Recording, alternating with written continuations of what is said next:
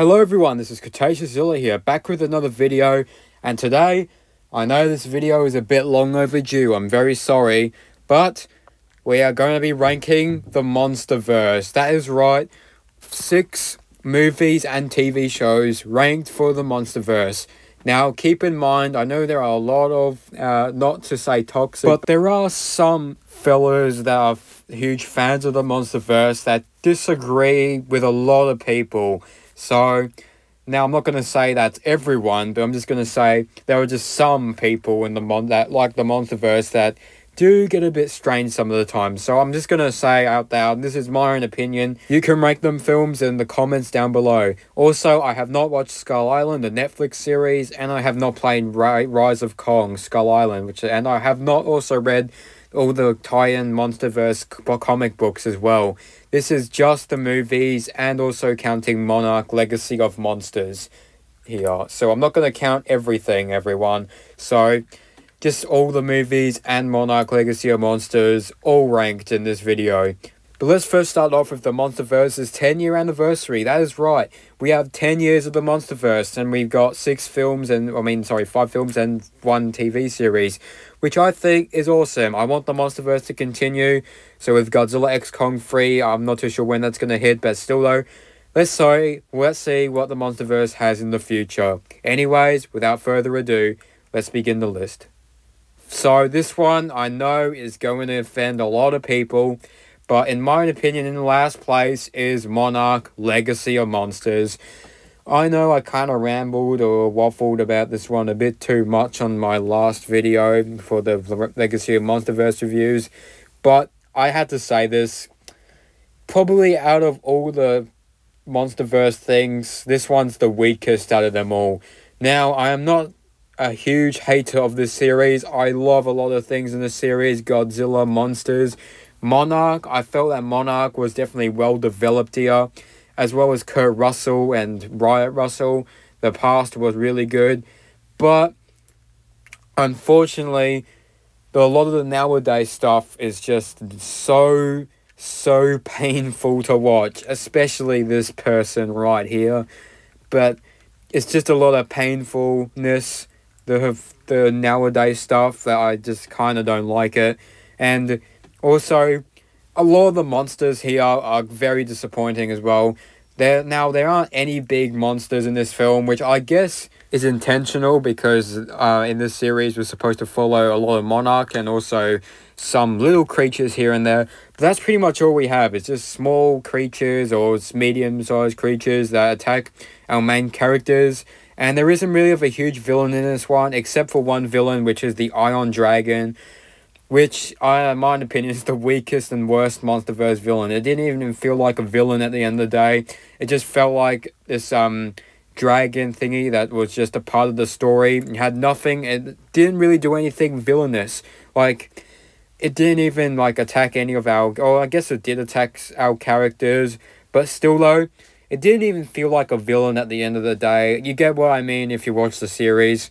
But I still think that the characters' development is probably some of the best in the Monsterverse that I've seen. Now, this is one good part about the show, is that the human development and the characters is actually really good in this series, especially like Kurt Russell and his relationship between his son, well, I reckon it's his son, as well as Bill Randa, and also, I think Kyoko is her name, and also Monarch as well. I reckon all that stuff is the good stuff. Once it gets to the kids and stuff, there is some good relations here and there, and some good character development, but unfortunately, a lot of the characters here, they make dumb decisions, and I know in lots of movies I love, there are lots of characters that make dumb decisions, but in this series, it felt quite obvious, and I just didn't really that much enjoy what they were going to go for with this series, and especially a lot of the turns what they had. We even had an entire episode dedicated to one person, which I found was extremely annoying. So anyway, if you want me to waffle more about Monarch, you can check out the Legacy of the Monsterverse reviews for that. But so far, what are my thoughts on Monarch? By the way, they're announcing Season 2, which I'm excited for, but I just thought this series, it was a mixed bag, but I think it was mostly a bit of a big disappointment, because There wasn't really a lot of Godzilla, I know, but I mean, honestly, a lot of the characters, it was alright. I think it was a mixed bag. I just felt like there was just a lot of things that this series was going for, and they kind of overfilled a lot of things as well. So, in my opinion, it's in the bottom of the list. Alright, this is the part of the video where I think a lot of you are gonna get angry at me for this, but I think Godzilla x Kong The New Empire was a bit of a mess in my own opinion. Oh, please. Please don't say that. The structure of this movie was just so messy as well as the story, and also the human characters. But obviously that's obvious in all the Monsterverse movies, so I'm not going to really dive into too much about that. But I think the only good humans was Gia and Trapper, which were good characters, but the rest were just boring as hell. And there's a lot of messy plot points in this film, particularly with the main villain, the Scar King. Now, don't get me wrong, Scar King is probably one of the greatest villains, or looking villains in the Monsterverse, and we also never get a villain to face against Kong, or a villain that looks a lot like Kong. I think the last Kong villain that looks like Kong was Mechanic Kong, which is a robot doppelganger of Kong. So getting villains like the Scar King was definitely unique and very interesting, but unfortunately, they kind of messed up this villain by not really having much screen time, and also, he just wasn't really that menacing. Like, to be honest, he just felt like this grumpy old king that has no morals and just wants to destroy the entire world, which I know it was kind of what they were going for, but I mean, to be honest, it just kind of felt messy in my own opinion, especially Scar King's plan to take over the world. And also, Scar King is also very small and very weak compared to Godzilla and Kong. I mean, without Shimo, which we'll get to Shimo, Scar King is pretty weak, to be honest, to face against both Godzilla and Kong. So there's that. As for Shimo, again, I really like the design of Shimo. However, I didn't like how the way she was used, especially being more of this slave-like creature that I thought originally this creature was going to destroy the entire world along with Scar King, but it just ended up being a slave that was controlled by Scar King and ends up turning good at the end of the film, which I thought was a bit disappointing, but I wouldn't say it was really that bad because, I mean, it kind of catch me off guard that Shimo was a slave more than a world-ending threat. So, I guess it was alright, I guess, but just a tiny bit disappointing with Shimo and how the way she was incorporated. Now let's get to Godzilla and Kong, which I thought they were definitely good in this film, like, especially Kong. This is more of Kong's story, which is why this movie is kind of on my least side. I do like Godzilla, however, they don't show enough Godzilla in this movie, which is something I am very disappointed of. Obviously, me being a Godzilla fan, I want to see more of Godzilla, and they did show a lot of Godzilla, don't get me wrong, but there wasn't a lot of Godzilla scenes. Particularly, this movie was dedicated to most of the monsters, which I feel like there should have been, like, a bit of human stuff here and there, because I felt like having this movie just dedicated to the monsters can get a bit boring a lot of the time. Also, Godzilla's design, I don't care what people say, I think it's alright. Like, I know lots of people don't like the pink-looking thing. Honestly, Godzilla 2000 has pink, so I don't get why people hate this Godzilla and not Godzilla 2000, but I still like the Godzilla design, the Godzilla Evolved design, which is really cool. But the one thing I was kind of disappointed of was Kong's Beast Glove. Now, don't get me wrong, this is awesome, Kong's Beast Glove. Especially, you know, Kong rocking a glove to, you know, bash buildings and destroy monsters. But unfortunately, the way they incorporated it was kind of, especially with Monarch having, like, that equipment, like, laying around in Hollow Earth or something like that. Like, it just came out of nowhere. And it just felt like, you know, the filmmakers knew that Playmates was going to make the toys and decided, you know what, because we wanted this movie to sell well, and especially all the toys to sell well, let's just have Kong have a freaking Beast Glove. And I know a lot of Monsterverse fans are going to type in the comment section, oh, it's because he has frostbite on his hands. Still though, it just kind of came out of nowhere, and they didn't really give it much time as well. They just said, here we go, Kong, we just got you the Beast Glove that came out of the random. I don't hate this movie, I like that it's more of a Son of Kong story, but I mean, I still am very disappointed that there wasn't Godzilla enough in this movie. I still had a fun time with this movie, don't get me wrong, But over time, I just kind of forgot about a lot of the scenes in this movie, especially with -1, and I'm not comparing it to -1, I just am saying that I just kind of forgot about it after leaving this theatre, or a few days after I left the theatre, sorry. But anyway, I still love this movie, don't get me wrong. And a lot of the Monsterverse films I actually really enjoy, just so people know, so this isn't a hate against this movie. Again, this movie is very fun, and reminds me of a high-budget show film onto the big screen, which is something that I really like about this movie. However, at the end of the day, obviously, this was just a movie, a dumb movie, and while I don't hate this movie, I do feel like they could have improved it a bit more if they had a bit of a serious tone with it, especially with the main villain of the film and some of the other plot points.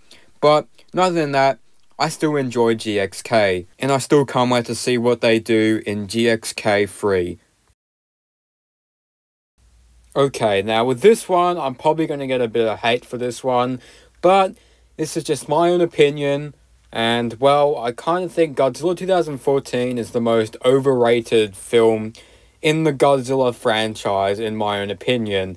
I mean, yep, it was the first film in the Monsterverse, but my problem with the film is it could have been better, and I just feel like it kind of was wasted potential. I mean, through the trailers, we could see Godzilla being more of a threat. However, the Mutos are really the only threat in the film, which I think was a bit wasted, and also Bryan Cranston's character killing him off at the start of the film. Now, don't get me wrong, I do like a lot of the characters in this film, but a lot of them do feel a bit cookie cutter in my own opinion, in terms of characters and stuff. It just felt a bit cookie cutter, but I still think that Bryan Cranston, man, why did they kill him off at the start of the film? That was such wasted potential. I want to see Bryan Cranston come head to head with Godzilla. That would have been awesome. But anyway, as for a film, I would say I actually really do like the dark tone, even though the dark tone, not to lie, this is just in my own opinion, guys, but I found the dark tone, like, this film wasn't at all, like, scary or dark at all. Like, this film kind of felt more just like another giant monster film that has Godzilla in it. Don't get me wrong, this is a Godzilla movie, but I felt like there could have been something a bit more with this movie. Just like the 1954 Godzilla, I reckon there could have been something like the 54 Godzilla implanted into this film. I reckon this movie would have been like -1 if it came out at the time with a much more darker theme, then it would be better. The only message in this was just the man versus nature message. There was also some atomic themes in here, but it wasn't as great as some other Godzilla movies. In my own opinion, I felt like this movie could have had a bit more going for it.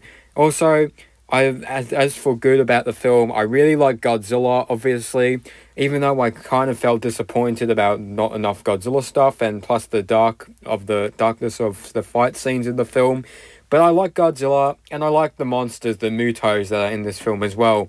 A lot of the destruction scenes are also really great, and I mean, Ken Watanabe and Bryan Cranston are both great actors in this film.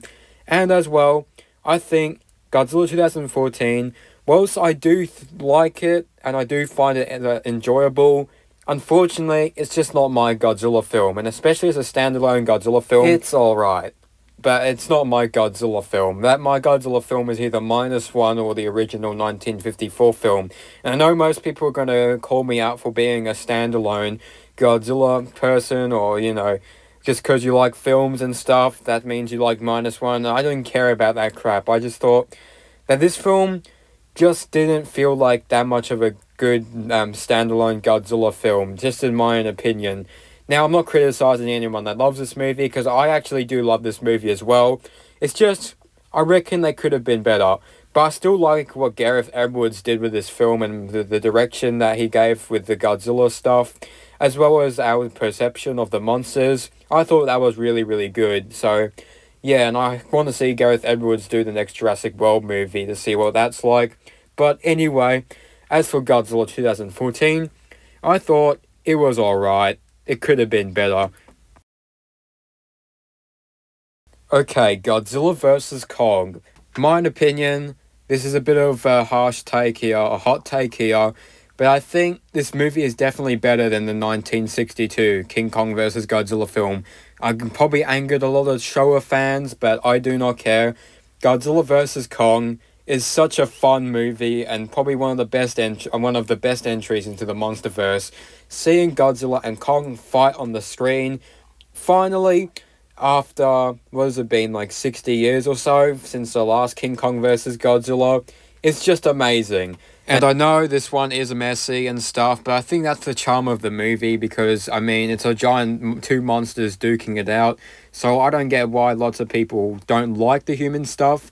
I mean, I do get it. I think that's what's the worst part about this film is a lot of the human stuff. This was the movie that actually changed Godzilla and Kong in the Monsterverse, which if you can't tell, Godzilla is more aggressive in this film this time around. And it also changes more of Kong being the main focus of the Monsterverse, or being the main monster character that we'll follow throughout the Monsterverse. And I do like Kong with his new giant big design. Ever since 1973, Kong has grown a lot and has supported more of a beard as well. I also like Kong's battle axe as well, made out of Godzilla spines. That is amazing. And as well as the villain as well, Mechagodzilla, even though I kind of felt like the Mechagodzilla showing up at the very end was a bit kind of disappointing.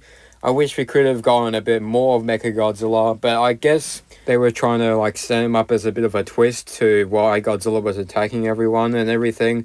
So I think they tried to make Mechagodzilla a twist villain, but I didn't really much like it. Probably because I've already seen a lot of the Mechagodzilla designs through toys and stuff from Playmates, so I think I kind of spoiled it for me.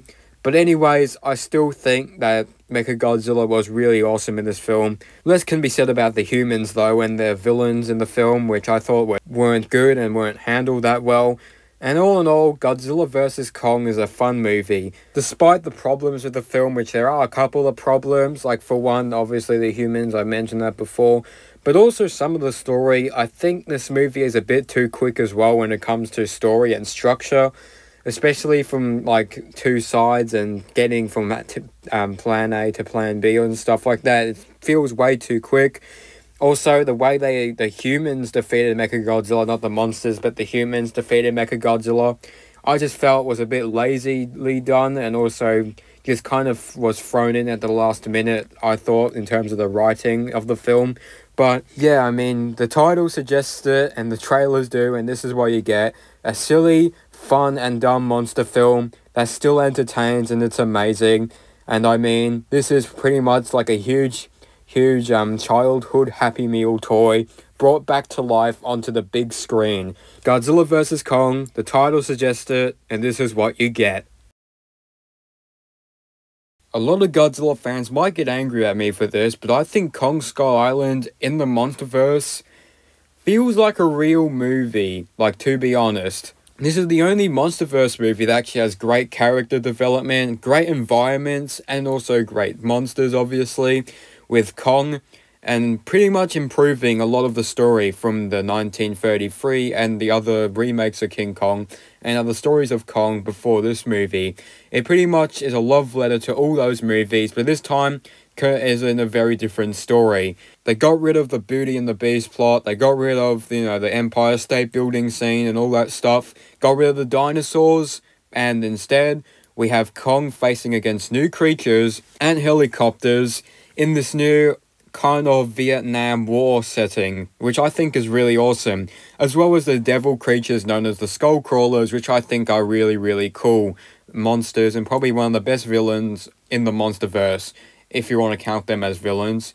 And also Samuel Jackson and John Goodman, as well as John C. Reilly in this movie, and they are really, really good, as well as Tom Hiddleston and Brie Larson. So this movie has everybody in it, and this is why it's one of the best films in the Monsterverse. While I know a lot of Godzilla fans would be upset about me not putting a Godzilla movie in this place, it's just that Kong Skull Island feels like a movie compared to all the other Godzilla and Monsterverse films in the Monsterverse. Having great character development as well as visuals and environments in the film, with all the jungle-y sort of Vietnam setting, which I think is really cool about this movie. And also, awesome badass villains and badass explosions are also in this movie, which is why this movie is badass. This movie was also the first Monsterverse movie that I ever saw in theaters, which I think is why this movie I rank higher than some of the other Monsterverse films.